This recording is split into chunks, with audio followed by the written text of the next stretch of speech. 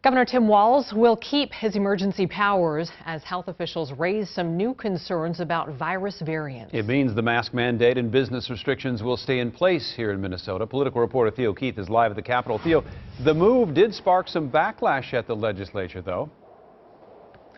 Yeah, today we saw a reaction and a counter-reaction.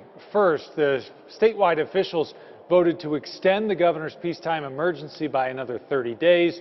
A few hours later, the Republican-controlled Senate voted to shift the playing field away from the governor.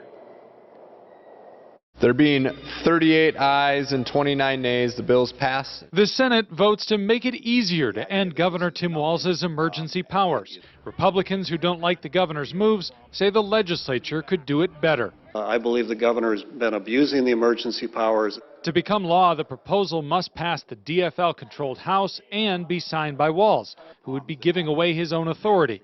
Walz argues the legislature rarely acts with the speed needed to manage a pandemic. Monday, he toured one of the state's mass vaccination sites, some of which have opened on a few days' notice. I've accepted responsibility through this whole thing to make decisions that aren't real popular, but I'm absolutely convinced that the numbers show they were effective. The Republican plan says if either the House or Senate voted against Walz's powers, the emergency would end. As it stands, that's flipped. The House and Senate have to agree to end the powers. A year into the pandemic, it's never happened. That isn't how we set this form of government up. There was no legislation, no voice of the people, and a rule of one. Walz has used the emergency to make sweeping changes, from a mask mandate to business closures to a ban on evictions. Democrats say it would be dangerous to end the governor's authority during the pandemic. It's really not about a concrete plan, actionable steps that we want to take. It's about get rid of it.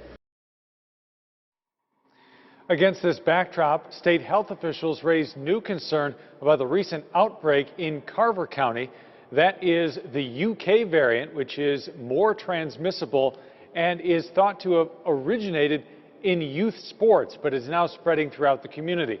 Health officials are urging people in Carver County to get tested, and they say high school athletes and youth athletes should be tested at least once a week. Live at the Capitol, Theo Keith, Fox 9.